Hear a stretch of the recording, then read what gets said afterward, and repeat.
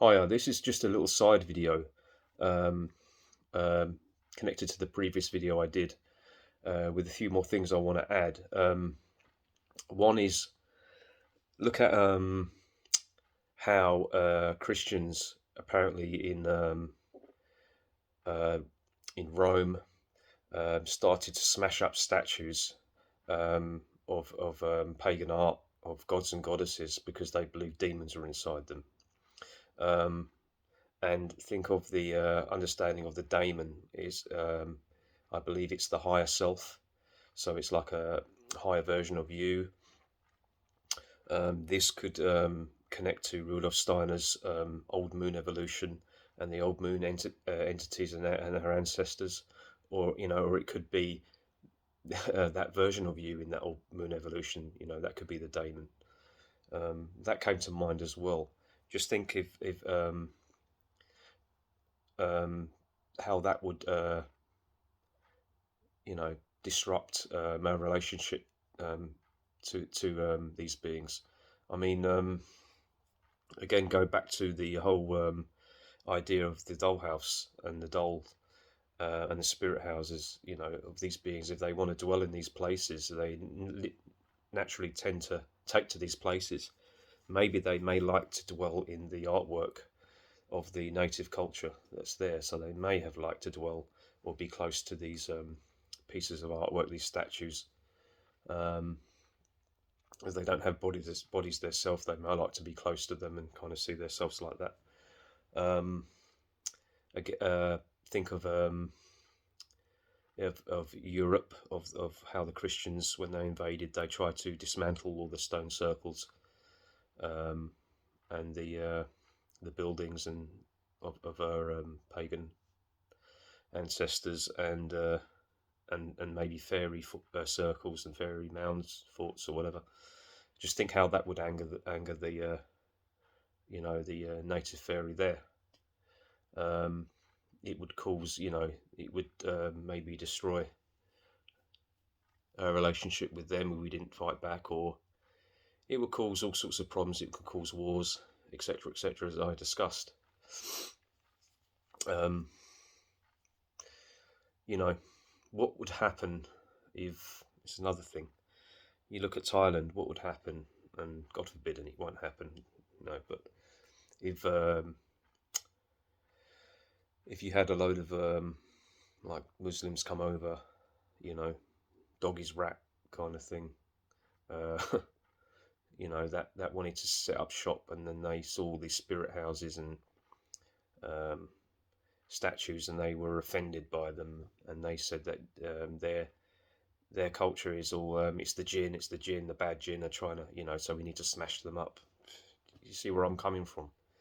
What um, chaos that could cause on a spiritual level as well as a physical. As the saying goes, as above, so below.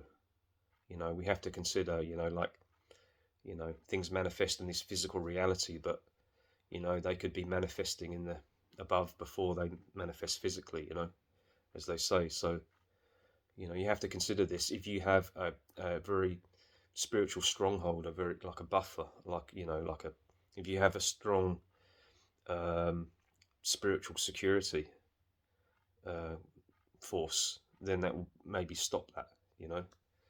I mean, God forbid, but if there was like a terrorist attack in Thailand or something like that, I'm confident, most likely that the guy would be shot within a few hours. He'd be executed, and it'd be all on the news. And then they would go probably if they don't give the other guys, that maybe didn't kill, life imprisonment for just plotting. They'd probably shoot them as well, and because that's how they deal with it, and that's how culture and tradition remain intact, right? Unlike in some countries. It's a bit of a hairy topic, I know, but I think I need to say it. Another one is I heard someone say in a video about the dangers. Oh, it's Thomas Sheridan. About the dangers of taking other hallucinogenic substances from another country and culture This is interesting because he was using. This is really interesting. Like, it's right on topic with what I've been talking about. Um, let's say, like, uh, I go over to Peru, and on a journey, and I want to get spiritual and all of that, and I want to take ayahuasca in the forest there, and be with nature and the wise shaman, and kind of expand my consciousness and learn and all of that. Um, Connect with who I am, and I do that. Going back, I am not native to that land, that people. I'm not Aboriginal to that land, and the Aboriginal fairy, and spiritual wildlife over there wouldn't recognize me. And because I have a different uh, energy pattern, because of my race, within my DNA, let's say, doesn't make me evil, but they will see that as a danger. They will see that as a threat, obscurity breach maybe, and they will challenge me. Just think of the Spook's Apprentice and the Bogart, or the brownie with a stranger entering the house, right? Apparently, these beings are hostile to foreigners, to aliens. That I'm an alien to them, so they will not be very well respectful. Let's say that possession could be their could be their own way of dealing with me, of getting into me and trying to terrify me or drive me out, or I don't know. Maybe they may feel that they want to get my soul out of this body and get rid of me or something like that.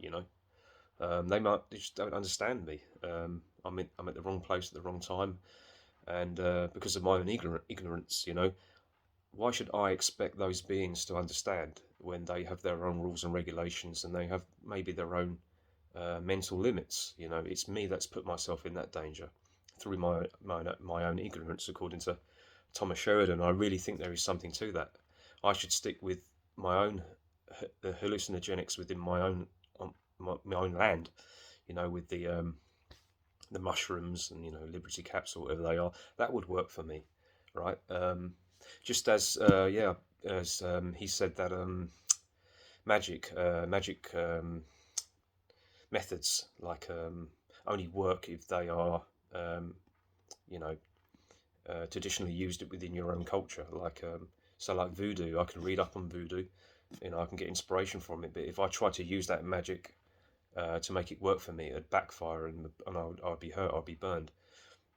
Perhaps just the same, like as if an African tried to use runestones or something like that, same thing might happen to them. It's different. It's about if I'm correct, it's about your genetics and your ancestors and your bloodline, the coding in, within your own within your own DNA. I think it's vibration, frequency, all of that. So yeah, that's something that I meant to add, and now I did. So yeah, just a little side video on the previous one. All right, guys, take care. See you soon.